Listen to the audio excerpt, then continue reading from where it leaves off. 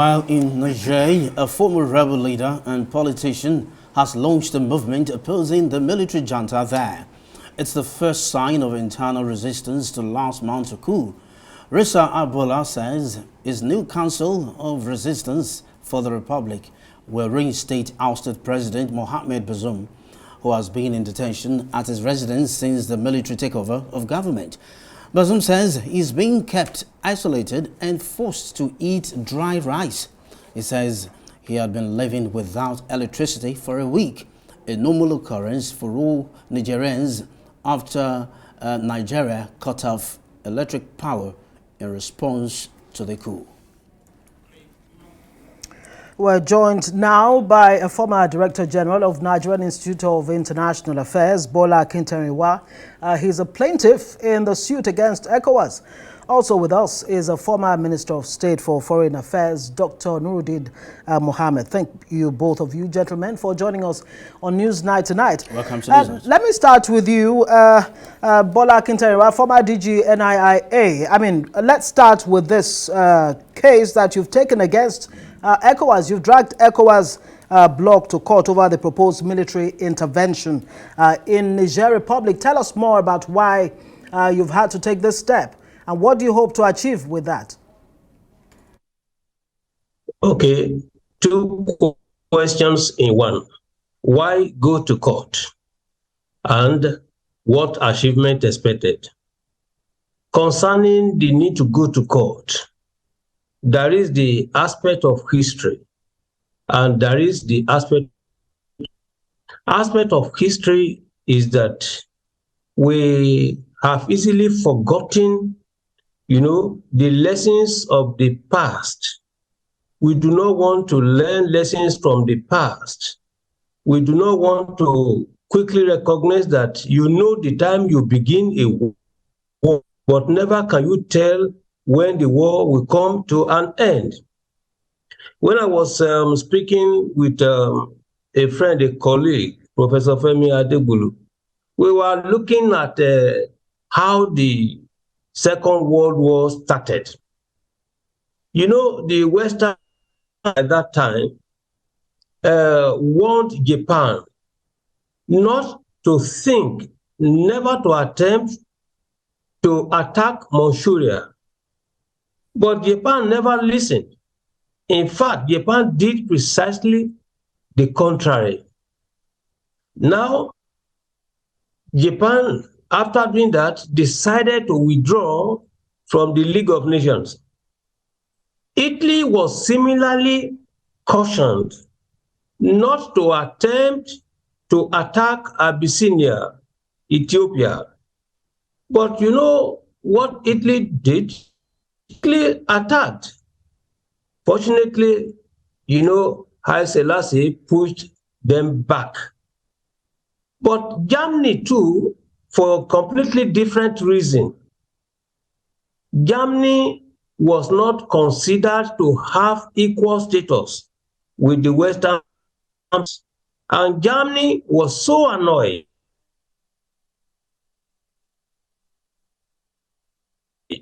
And because of that, Germany decided to also withdraw from the League of Nations. And in this particular case, the three of them eventually will constitute what is referred to as Axis powers during the Second World War. Withdrew.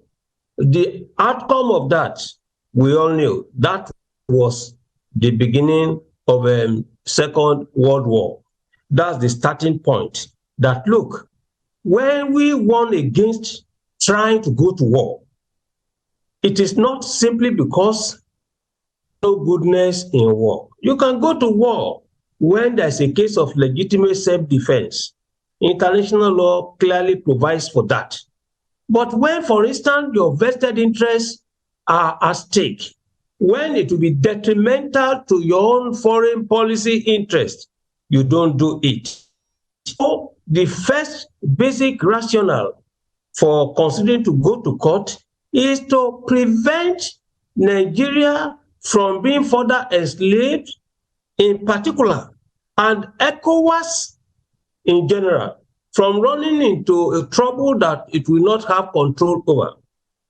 One point there is that when we look at the factor of, President Bola Ahmed Tinubu's election as ECOWAS chairman, as an international relations, I try many times to ask myself, what should be the basic rationale for Bola Tinubu's election at this material time? I look at it, could it be international conspiracy? We would have prompted our president of the Federal Republic of Nigeria, to take active interest in this, or for him to have been specifically chosen. Because we know not only the politics of chairmanship of the ECOWAS, normally the principle is rotational, and the rotation is always based on alphabetical order. But when the assistance, specific involvement of Nigeria is required, the rule has always been, set aside. Right. Please, record that, okay. It is on record that Nigeria's military president, Babangida, was chairman of ECOWAS consecutively for 3 years. He took over, the chairmanship of his predecessor by Muhammadu Buhari. Right. He ousted Muhammadu Buhari, and in this particular case, he succeeded him, and they now wanted him to be there. Sani Abacha and all other presidents were chairmen of ECOWAS consecutively for 2 years for specific things. So there is a reason why they want Bola Tinubu to be chairman at this particular time. Okay, we'll come back to the reasons, Prof. Prof, let me button right here. We'll come back to those reasons. But then it's important we come back to the studio to speak also with the former Minister of State. Now that the rebel leaders has now taken over or come out to say, okay, he's starting a movement to reinstall the ousted president in Niger. What are the options?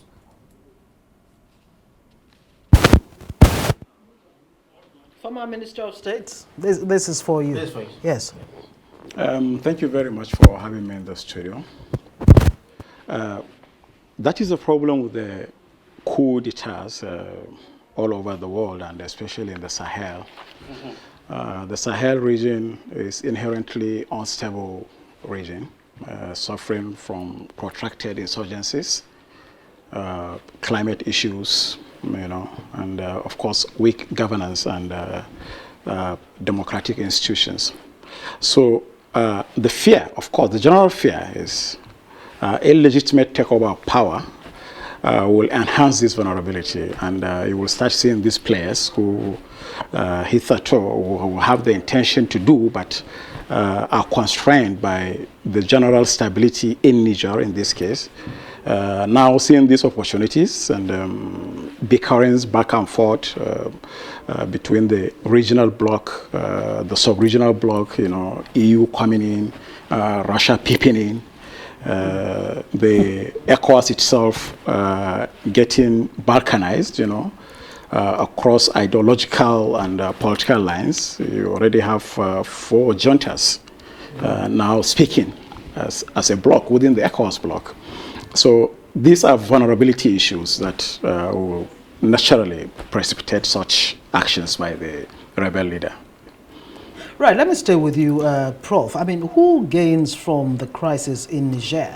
Because people are wondering exactly what is the special interest in Niger? Why the AU, Russia, everyone seems to be interested in this particular, situation in Niger.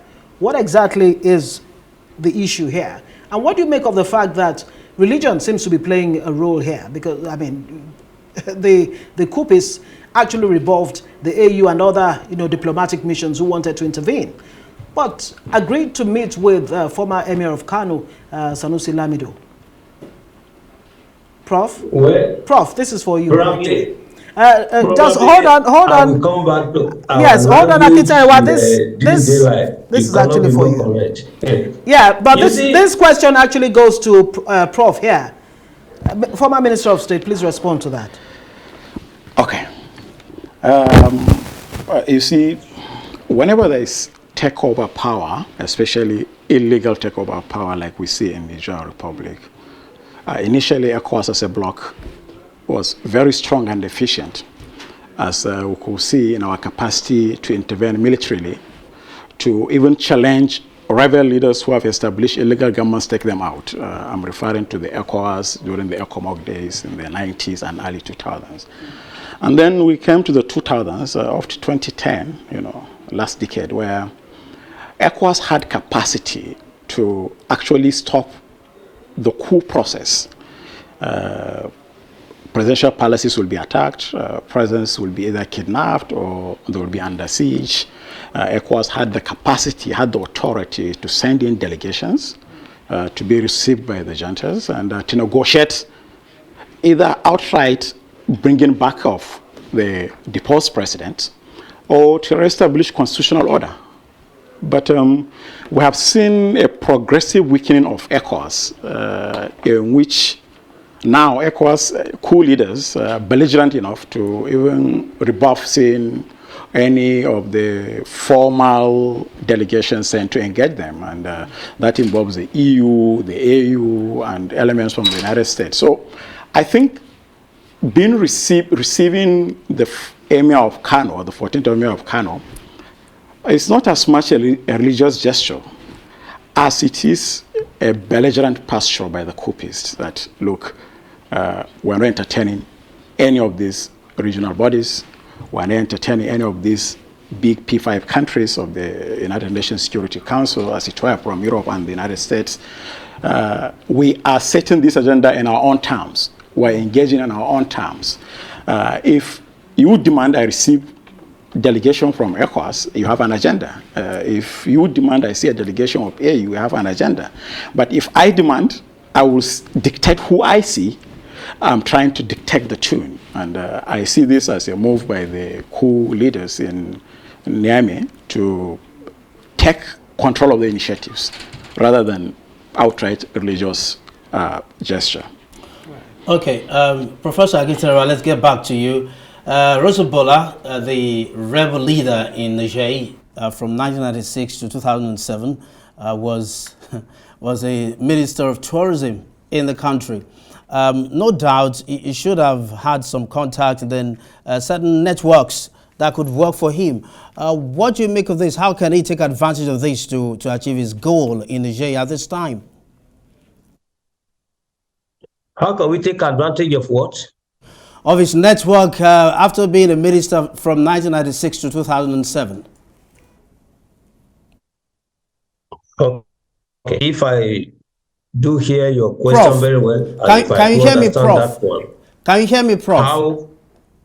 Okay, I'm hearing you very well now. Yes, Bola, the leader of the rebel leader in the Niger, used to be a minister of tourism in the country. How can he? Okay. How do you see his experience as a politician of sorts playing out in this case for his goal? Well, that can play out very well if the purpose of intervention going there is with the wishes of the people. It's as simple as that. You see what is there. You can have experience. No matter the experience, if the experience conflicts with the purpose of the military coup, if it conflicts with the purposes for which the Nigerians are supporting the coupists, there is not much to expect from whoever is coming to mediate. What is here? What many people, many observers are actually missing as a point is that there has not always been differentiation between military-sponsored coups and civilian-aided or abetted coups. They are not the same. This is why, for instance, you see, in the case of Mali, it was more or less a civilian coup. The Malians were on streets demonstrating, protesting against Boubacar Keïta. It was when it was degenerating, especially at the level of the June 5 movement. It was at that juncture that the military came in. When you go to other places, the same story. The people now are taking more interest in the political governance of their country. But the ECOWAS, the African Union, does not appear to me to be factoring into their strategic calculations the position of the people. So this is where we should bring in Dr. Mohammed. Yes, let's quickly bring in Dr. Mohammed. Speaking of ECOWAS, there's an extraordinary meeting planned for tomorrow. What options do you think lay before ECOWAS that will best, resolve this issue in a way that doesn't escalate? What are the options before ECOWAS? I will take off from where Prop exactly stopped, and how ECOWAS need a holistic view of the situation, factoring in local sentiments, larger geopolitical issues, and then, of course, the geography, the West Africa, where we are now. Some of us were involved in these coup negotiations in most of these countries, in Mali, in Guinea-Bissau, in Burkina Faso, in Guinea. And one thing that stakeholders, right from the coup leaders to political parties to civil society to student groups to youth leaders, what they always say, they kept referring to something that we do not understand what is going on. And that actually rings a bell. It means they think we always come from idealistic point of view, from laid down principles, from standard protocols of ECOWAS that does not allow illegitimate takeover of power. What I think ECOWAS should do is to look inwards and try to look at broader causes of this coup d'etats and instability, because they're getting one too many and too often. If you look at from Guinea in the Atlantic, you are now gradually joining up to right through the Sahel above Nigeria on the map to Chad, which is also another military junta, and then Central African Republic, inherently unstable, and Sudan. So we need to situate what is going on in Niger within the context of the larger geopolitical issues, because for the first time, big players from across the Atlantic, are getting seriously involved, showing acute interest and not just passing interest. And I would like to link all these attempts at rebellion as, as one of such influences. If there are P5 countries in the United Nations Security Council, about 3 on the side of the democracy with ECOWAS, and then about 2 are on the side of the coup and Nigerian people. And you always see the coupists, becoming masters of their own game, playing the politics that the politicians do also, holding rallies, showing up mammoth crowds. So all this to draw attention to ECOWAS that, look, there's something happening inside that you people don't look at. And I hope ECOWAS, with the cognate experience there, over 50 years of leadership at presidential level, will be able to see some of these things as they are. Yeah, Professor Akinterinwa, Dr. Mohammed just told us what he feels ECOWAS should do. But what we need you to tell us is this. Are there any options in particular left for ECOWAS at this time? Well, I don't know why we should be talking about options. The only option that exists is to identify the problematic. And then from the identity of what the problem is, then you come up with options. But if the diagnosis of the causal factor, the dynamics of the coup itself, if you do not talk about that, whatever options we are going to discuss, you'll be playing around the problem. You see, I'm trying to say that when I raised the issue of, the intervention, international conspiracy that I was to develop as part of why we went to court. You see, Niger is a terra cognita of interest.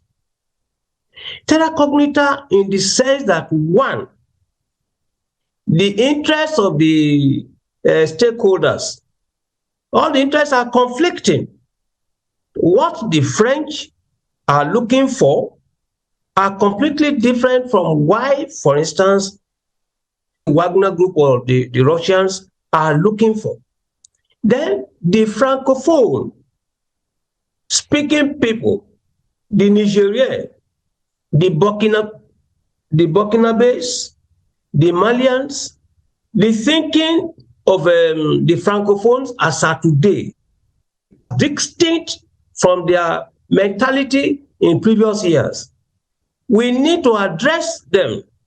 For instance, I strongly believe, and you don't have to agree with me for reasons of psychology of human differences, I think that French interest in Niger cannot but conflict with the interest of Nigeria in Niger. Why? Let me just give one reason. You know, we have considered France as another contiguous neighbor of Nigeria by the rule of proximity, not territorial contiguity, but proximity because they share the same ideas, some common values internationally. So Nigeria's foreign policy attitude towards France is that France must be prevented from using immediate neighbors of Nigeria, in particular, Francophone Africa in general, using them, all right, to undermine Nigeria's foreign policy interest. And then France, reciprocally, too, has a policy of seeking to undermine by whatever available in heaven and on earth, that Nigeria does not have the capacity to frustrate, to undermine French interests in Francophone Africa. So you can now see that when Yes, unfortunately, not much time. Dr. Mohammed Nurudeen, thank you so much, former Minister of State for Foreign Affairs. And of course, Professor Bola Akinterinwa as well, former Director General, Nigerian Institute of International Affairs. Thank you, gentlemen, for joining us on this night.